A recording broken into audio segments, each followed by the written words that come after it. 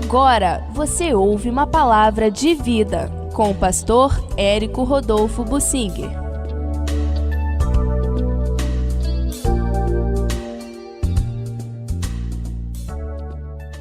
Em 1 Reis, no capítulo 15, nós encontramos a história do rei Asa. Ele foi filho do Abias, um rei que reinou muito pouco tempo e fez relativamente poucas coisas, não pode ser tomado como exemplo, mas pelo menos Deus o usou para fazer uma guerra. O valor do Abias está exatamente na guerra que ele fez.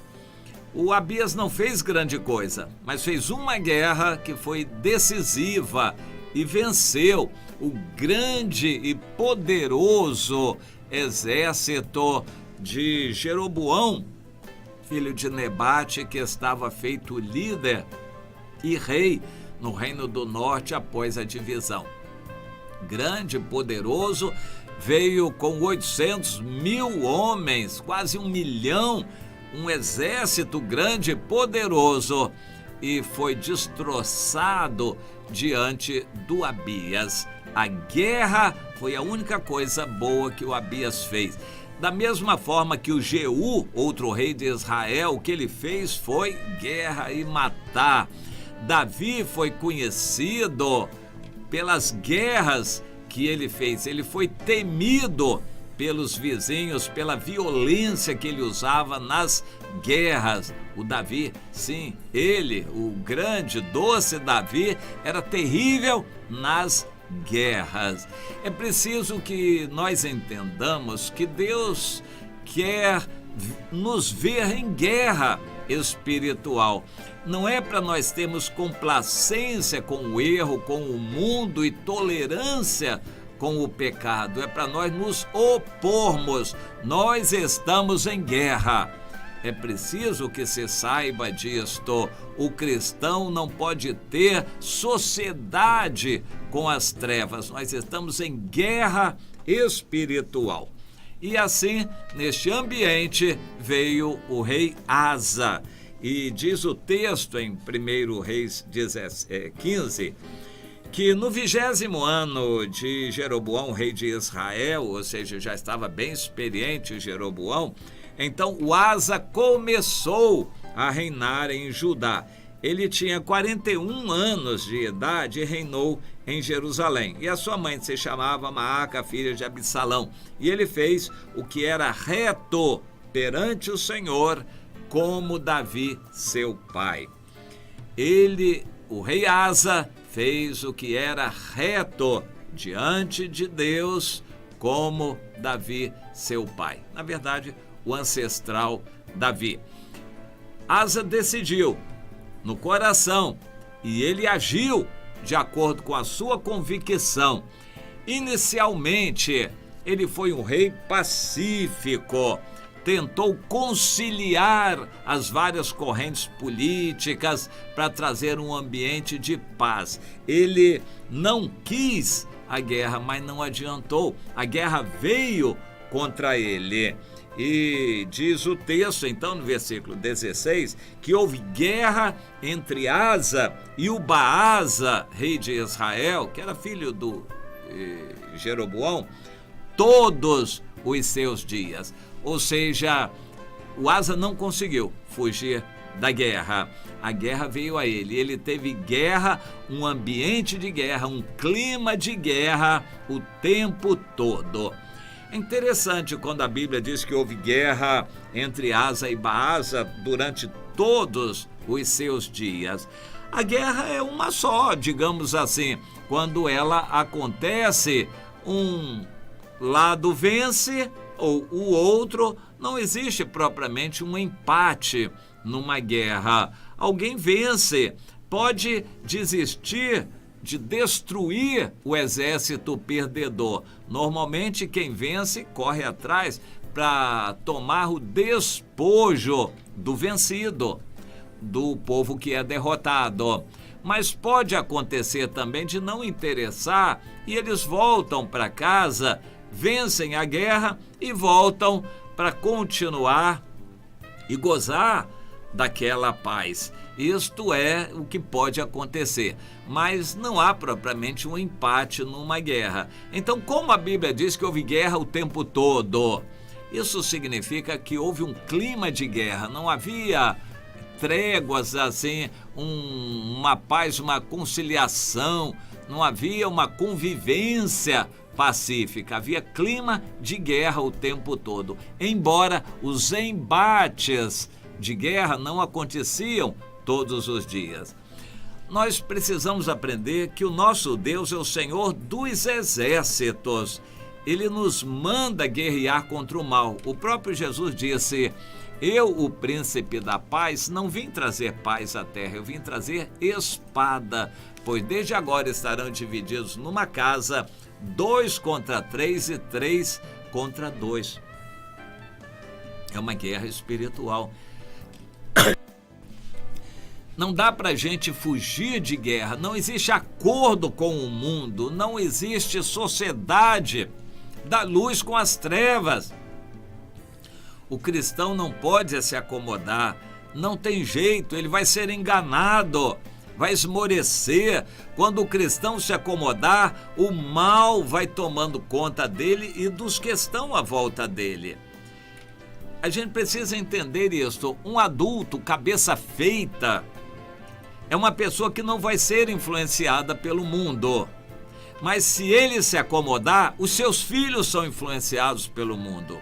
Os que estão à sua volta vão sentir os ataques do mundo.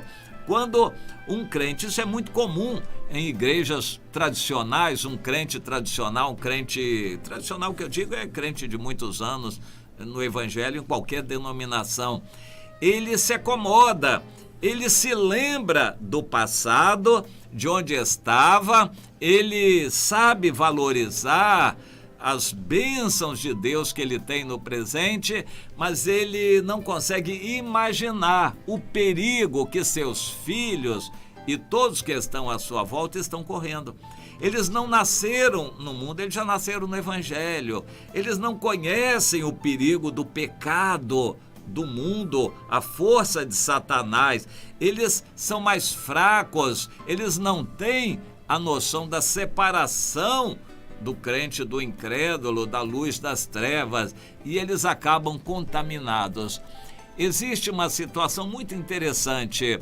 Crentes que foram fervorosos no início, no seu primeiro amor, com o passar do tempo se acomodam e seus filhos acabam complacentes com o mundo, se desviam, adotam padrões do mundo e acabam contaminados e devorados pelo mundo. Isso é o que é muito comum de acontecer, por acomodação do crente mais adulto, mais velho, mais antigo.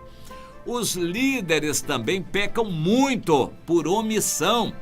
Um irmão que veio para o Senhor há muitos anos atrás, ele é líder, é pastor de uma igreja, de uma comunidade, muitas pessoas vieram, o ambiente é bom, um ambiente de paz, Deus tem abençoado. Por causa disto também, eles têm a tendência de se acomodar. E esse líder que era fervoroso no passado, já não é mais. Ele se acomoda, as bênçãos são grandes, o ambiente é gostoso, e ele se esquece da guerra, e ele também não quer mais guerra, ele quer aposentadoria, acomodação, um ambiente calmo, ele quer paz e se esquece da guerra. Só que, nesse caso, o inimigo vem e começa a devorar seus filhos e netos espirituais e começa a influenciar a igreja e começa a ficar morna espiritualmente. Já não evangelizam, não discipulam, já não oram como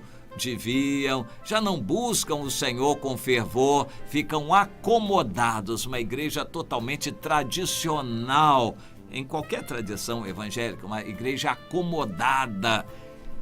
E sabe o que Deus faz com o crente morno? Vomita.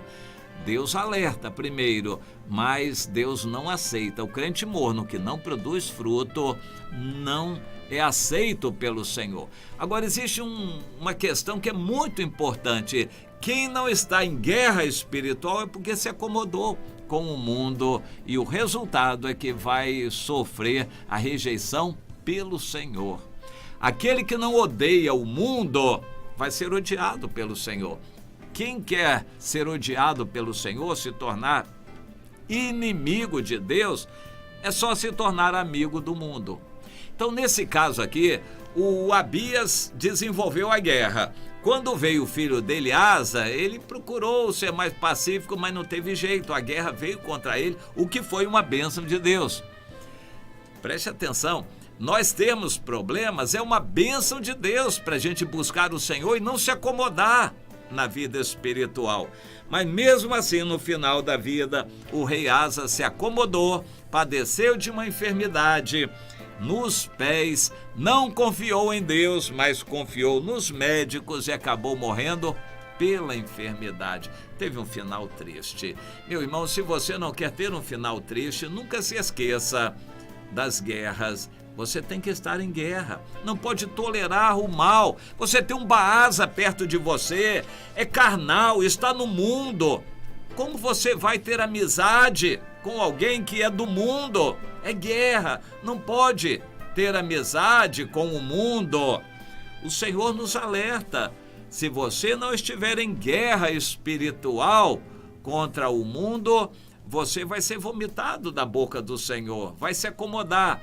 Então, meu irmão, minha irmã, agradeça os problemas que têm vindo sobre você. Agradeça as lutas e doenças que Deus tem permitido vir sobre você, porque isso traz você para mais perto de Deus e para um ambiente de alerta espiritual. Quando tudo vai bem, o crente se acomoda. E é por isso que está vindo toda essa crise sobre o Brasil, que vai se agravar, porque o Senhor quer que o seu povo, que se chama pelo seu nome, se desperte. Ore, chore, clame, busque o Senhor, o que não tem acontecido. O povo de Deus no Brasil está acomodado. Então a ira de Deus vem, a crise do país, a situação financeira difícil. Isto é uma providência de Deus para nos despertar. É de Deus uma bênção para a gente não se acomodar. Entenda isso, minha irmã. Não fique reclamando dos problemas que vêm. Não se faça de coitadinha, porque está cheio de problemas, filhos, patrão, emprego, marido, situação financeira, enfermidade. Os problemas vêm para ajudar você espiritualmente. O pior não é você estar cheia de problemas. O pior é estar afastada de Deus, morna espiritualmente. Isso é a pior coisa. É melhor estar cheio de problemas, mas depois ir para o céu, ser salvo, do que você estar com a vida toda tranquila, em paz aqui na terra e morna espiritualmente e ser vomitada da boca do Senhor. Isso é o pior. Então agradeça a Deus, louve ao Senhor pelos problemas que você tem tido. É duro.